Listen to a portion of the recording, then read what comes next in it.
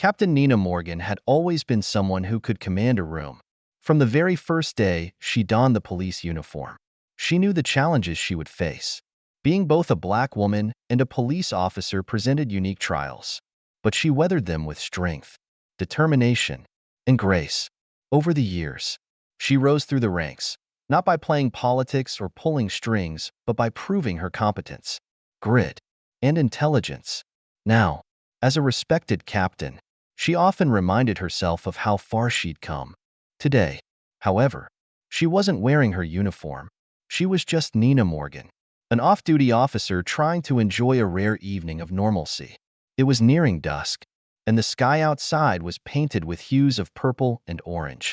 Nina loved this time of day when the city seemed to exhale, transitioning from the chaos of day into the calm of evening. She had spent the last hour in a grocery store, a relatively mundane task but one she appreciated. It was a brief escape from the relentless pressure of her job. The small hum of the grocery store and the quiet banter between customers and cashiers provided a welcome backdrop to the thoughts swirling in her mind. She picked up a loaf of fresh sourdough bread from a local bakery and placed it into her basket, already thinking about the dinner she had planned for later that evening. In casual jeans and a simple gray sweatshirt, she moved with ease through the aisles, invisible to the world. Her badge and gun were safely tucked away in her purse, concealed beneath her arm. Though her job never really left her, Nina found comfort in moments like these, moments where she could blend into the crowd as just another face in a sea of people.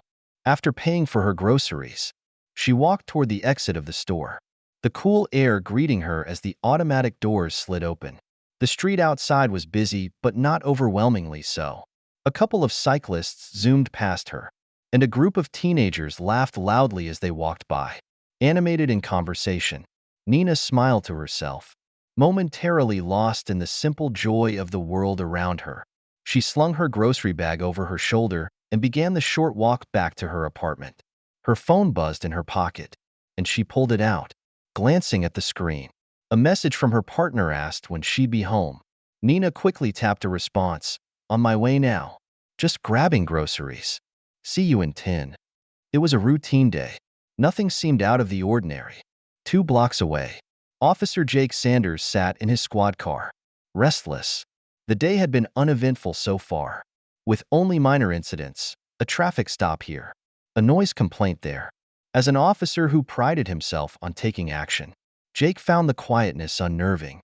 He had joined the force to make a difference, to be in the middle of the action, still relatively young in his career.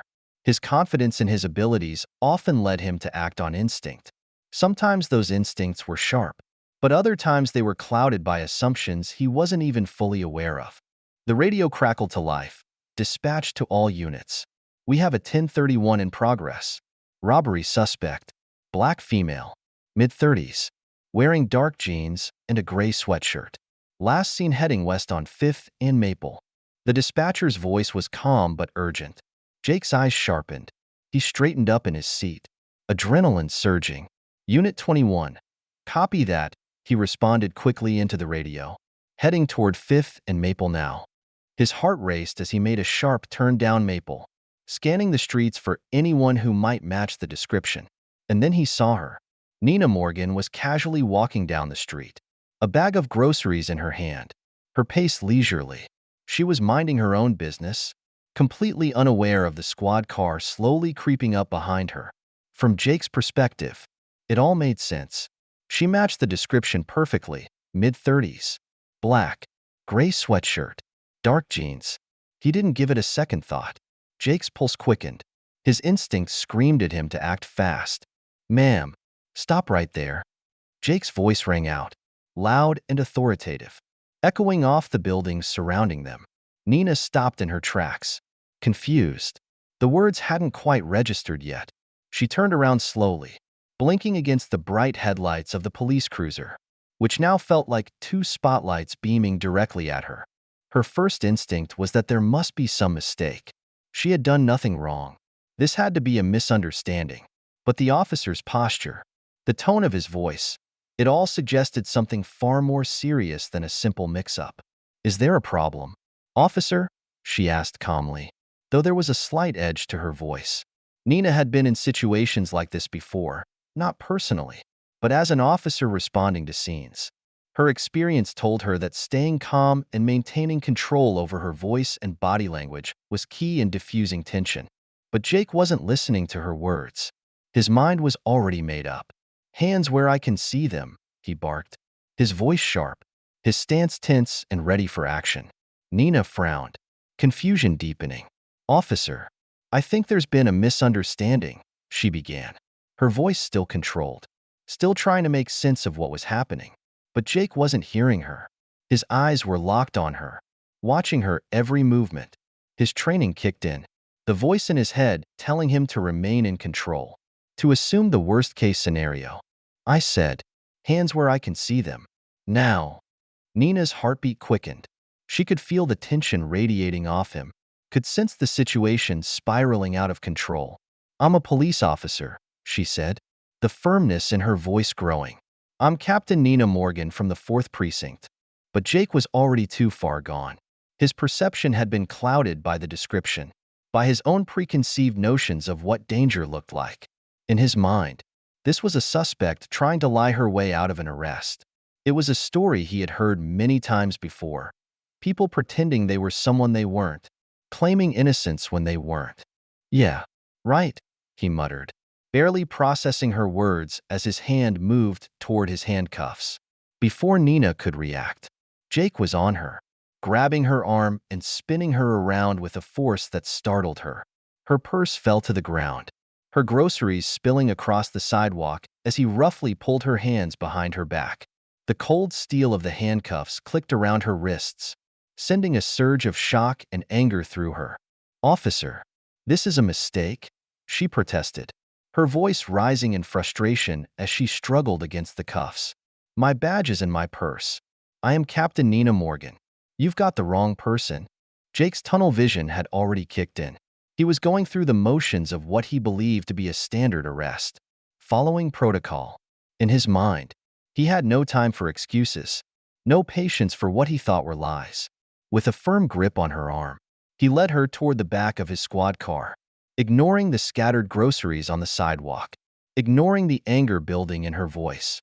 Nina's mind raced, her heart pounding in her chest. How could this be happening? How could one of her own officers be treating her like this? She had spent years working alongside men like Jake, building trust, fostering camaraderie within the department. And yet, in this moment, none of that seemed to matter. She was just another black woman in handcuffs. Her identity, her rank, her years of service reduced to nothing. As Jake pushed her into the back seat of his squad car, the world around them seemed to pause. People on the street had begun to notice, some pulling out their phones to record the scene unfolding before them. To them, it looked like yet another arrest of a black woman by a white cop, a scene that had played out too many times in recent years, one that never failed to stir outrage and debate. Nina could feel their eyes on her, could feel the humiliation burning in her chest. This wasn't just about her anymore. It was about something much larger, something much more painful and real. Jake closed the door, his mind already on autopilot, convinced that he had done his job, that he had apprehended a suspect, that justice had been served. He quickly radioed into the precinct. "Suspect in custody," he said, his voice calm, confident, "bringing her in now." As he pulled away from the curb, the sirens wailing faintly in the distance, Nina sat in the back seat, her hands cuffed behind her, staring out of the window. The city lights blurred past her as she felt the weight of the moment sink deeper into her bones. This was more than just a mistake. This was an indictment of everything she had fought for, everything she had believed in. The system had failed her, just as it had failed so many others before her. And what came next would change everything. Continued in next sections as the story develops further.